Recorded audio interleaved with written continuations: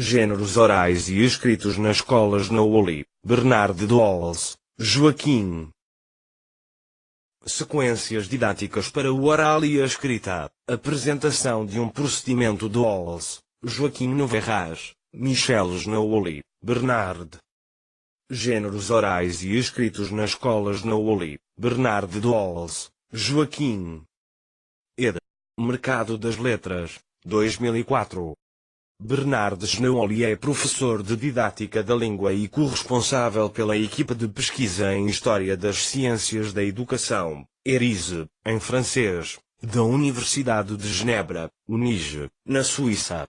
Área de estudo Métodos de ensino de expressão oral e escrita. Joaquim Doles é professor e pesquisador em Didática do Francês, língua materna, da Faculdade de Psicologia e Ciências da Educação, FAPS, da Universidade de Genebra, UNIGE, Suíça, e membro do Grupo Grafé, Grupo Românico de Análise do Francês Ensinado. Os gêneros escolares, das práticas de linguagem aos objetos de ensino. Capítulo 3. Os gêneros escolares, das práticas de linguagem aos objetos de ensino. Bernard Nooli e Joaquim Doles. O ensino dos gêneros textuais é mais uma moda em educação? Para Nooli e Doles, a escola sempre trabalhou com os clássicos gêneros escolares narração, descrição e dissertação ou com o estudo de gêneros literários, como o conto ou a crônica. A novidade consiste em fazer com que a aprendizagem dos gêneros que circulam fora da escola, os literários, jornalísticos ou mesmo os gêneros cotidianos, seja significativa para o aluno e contribua para um domínio efetivo de língua, possibilitando o seu uso adequado fora do espaço escolar. Segundo os autores, os diferentes gêneros textuais são mobilizados pelas pessoas de acordo com a condição específica da situação de comunicação em que se encontram, oralmente ou por escrito, desde um simples cumprimento matinal até a elaboração de um programa de televisão ou de um artigo científico, e devem ser escolhidos conforme o contexto para serem bem compreendidos. Prosseguindo a análise, os autores levantam 3 das formas como os gêneros são usados na escola atualmente, as quais quase sempre aparecem mescladas. Gênero somente como objeto de estudo, fora de seu contexto de produção.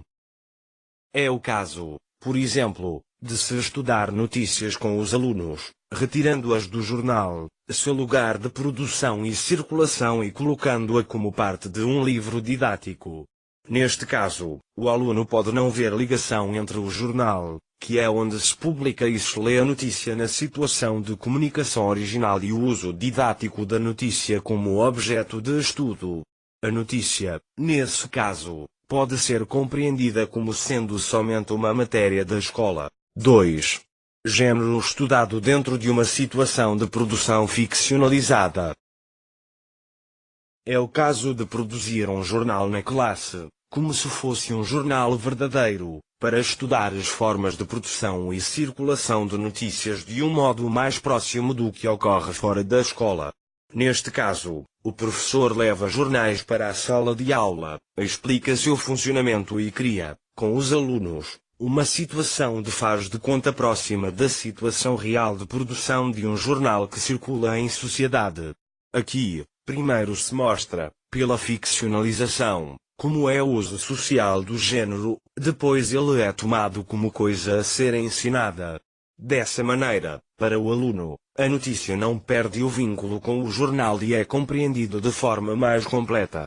Esse modo de ensinar os gêneros textuais é bastante eficaz porque não separa a forma escolar de abordar a notícia de sua situação de comunicação original. 3.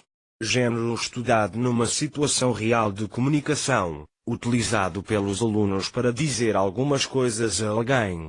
É o caso, por exemplo, da escrita de uma carta ao prefeito, solicitando que a rua da escola seja asfaltada, ou um debate com pessoas convidadas para falar de orientação sexual para pré-adolescentes, em que os debatedores são os alunos. Esta é uma situação de comunicação em que o aluno está realmente envolvido. Ele vai usar o género para se comunicar e, por isso, precisa estudá-lo para que a comunicação seja boa. Neste caso, o género não é somente um objeto de estudo, ele é condição para que a comunicação ocorra. É um modo muito eficaz de ensinar géneros, porque há necessidade de seu uso, o que torna a situação mais significativa. Ao final do artigo, Dulles e Snowy sugerem uma organização didática de propostas de ensino de 3 géneros: debate, entrevista radiofónica e resumo, que eles consideram importantes para o ensino de língua materna. Capítulo 4. Sequências didáticas para o oral e a escrita. Apresentação de um procedimento. Joaquim Dulles, Michel Noverraz e Bernard Snowy. Como ensinar a expressão oral e escrita? Se, hoje em dia, existem várias pistas para responder a essa questão, nenhuma satisfaz, simultaneamente, as seguintes exigências. Permitir o ensino da oralidade e da escrita a partir de um encaminhamento, a um só tempo, semelhante e diferenciado. Propor uma concessão que englobe o conjunto da escolaridade obrigatória. Centrar-se, de fato, nas dimensões textuais da expressão oral e escrita. Oferecer um material rico em textos de referência, escritos e orais, nos quais os alunos possam inspirar-se para suas produções. Ser modular, para permitir uma diferenciação do ensino. Favorecer a elaboração de projetos de classe. O procedimento sequência didática. Uma sequência didática é um conjunto de atividades escolares organizadas, de maneira sistemática, em torno de um género textual ou escrito. Uma sequência didática tem, precisamente, a finalidade de ajudar o aluno a dominar melhor um género de texto, assim, escrever ou falar de uma maneira mais adequada numa dada situação de comunicação. Trabalho escolar será realizado, evidentemente, sobre géneros que o aluno não domina ou faz de maneira insuficiente, sobre aqueles dificilmente acessíveis, espontaneamente, pela maioria dos alunos, e sobre géneros públicos e não privados. A SD servem, portanto, para dar acesso aos alunos a práticas de linguagem novas ou dificilmente domináveis. A estrutura e a base de uma sequência didática. Apresentação da situação. Produção inicial. Módulo 1. Módulo 2. Módulo N. Produção final. Apresentação da situação. Apresentar um problema de comunicação bem definido.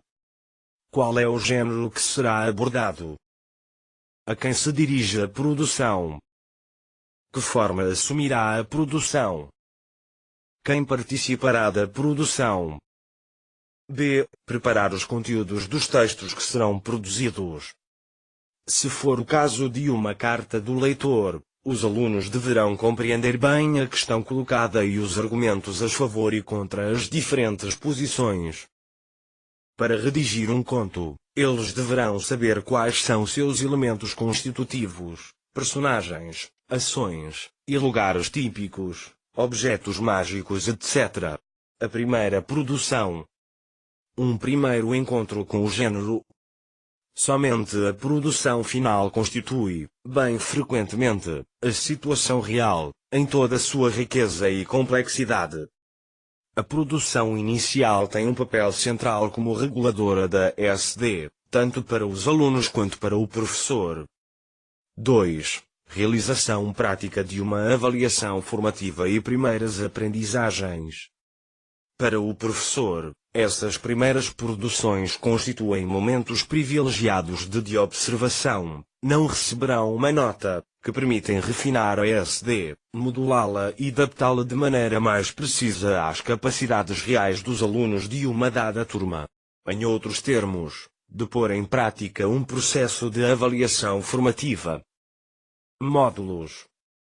Trata-se de trabalhar os problemas que apareceram na primeira produção e de dar aos alunos os instrumentos necessários para superá-los. 1. Trabalhar problemas de níveis diferentes. Representação da situação de comunicação. Elaboração de conteúdos. Planejamento do texto. Realização do texto. 2. Variar as atividades e exercícios. As atividades de observação e análise de textos. As tarefas simplificadas de produção de textos. A elaboração de uma linguagem comum. 3. Capitalizar as aquisições. Os alunos aprendem a falar sobre o gênero, aquisição de vocabulário, uma linguagem técnica. Favorece uma atitude reflexiva e um controle do próprio comportamento.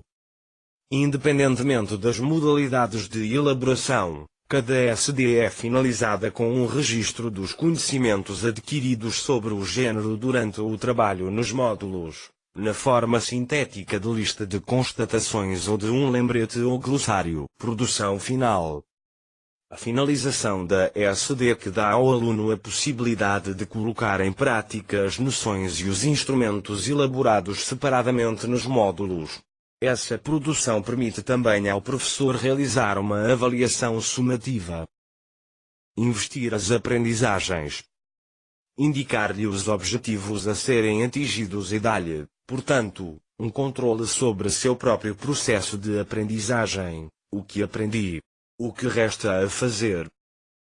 Serve de instrumento para regular e controlar seu próprio comportamento de produtor de textos, durante a revisão e a reescrita. Permite-lhe avaliar os processos realizados no domínio trabalhado. 2. Avaliação de tipo sumativo. E a ortografia?